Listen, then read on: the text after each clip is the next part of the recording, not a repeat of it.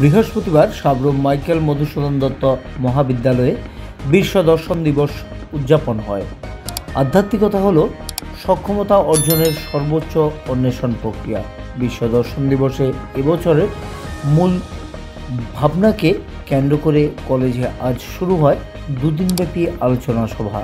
অনুষ্ঠানের প্রারম্ভিক পর্বে উপস্থিত ছিলেন রাজ্যের বিশিষ্ট কবি, লোকসাহিত্য গবেষক অশোকানন্দ রায়বর্ধন, দর্শন বিভাগের অবসরপ্রাপ্ত সহযোগী অধ্যাপিকা ডক্টর সুচরিতা রায়চৌধুরী, কলেজের শিক্ষক সংসদের সম্পাদক ডক্টর দীপঙ্কর দেব। অনুষ্ঠানে পৌরোহিত্য করেন কলেজের অধ্যক্ষ ডক্টর অনুপম গুহ। প্রারম্ভিক পর্বে উপস্থিত অতিথিরা বিশ্ব দর্শন দিবসের তাৎপর্য তুলে ধরেন। অনুষ্ঠানের প্রারম্ভিক পর্ব শেষে আলোচনায় অংশ নেন এমএমডি কলেজের সংস্কৃত বিভাগের সহকারী অধ্যাপক তপন শীল। ওনার আলোচনার বিষয় উপনিষদের আলোকে আধ্যাত্মিকতা। এরপর আলোচনায় অংশ নেন রামঠাকুর কলেজের দর্শন বিভাগের সহকারী অধ্যাপক ডক্টর প্রশান্ত ওঝা। তার নিজেকে তৈরি করার জন্য, প্রস্তুত করার জন্য একটা সুযোগ পেত, বা নিজেকে আস্তে আস্তে একটা আধ্যাত্মিক পরিবেশের মধ্যে গড়ে তোলার একটা সুযোগ ছিল সেই শিক্ষা ব্যবস্থার মধ্যে।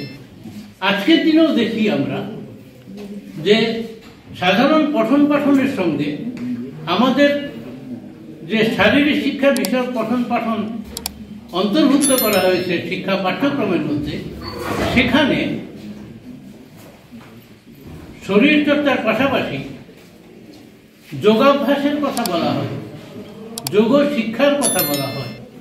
এই যোগাভ্যাস বা প্রাণায়াম এগুলি দিয়ে আমাদের শরীরের মধ্যে, শরীরকে অতিক্রম করে আমাদের মনের স্তরটাকে উন্নত করার আমরা একটা প্রচেষ্টা নিয়ে থাকি, বা উন্নত করার একটা পন্থা হিসেবে আমরা সেটাকে গ্রহণ করতে পারি। শুধু শরীর গঠন নয়, স্যার যেটা বলেছেন, একটা সুস্থ সুন্দর মনের অধিকারী হওয়াও আমাদের নাগরিকের কর্তব্য।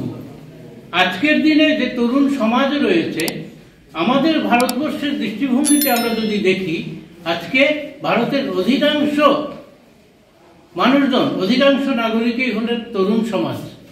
আজকে যদি আমরা ট্রেনে করে রওনা হই, তাহলে দেখব গোটা ট্রেনের মধ্যে হাতে গোনা আমার মতো বয়সী ৫-৭-১০ জন থাকবে, আর পুরো ট্রেন ভর্তি লোক তরুণ, কিশোর, যুবক তাদের পাওয়া যাবে। কাজেই আমাদের যে মানব সম্পদ, সেক্ষেত্রে এই তরুণরা একটা বিরাট ভূমিকা গ্রহণ করে থাকবে।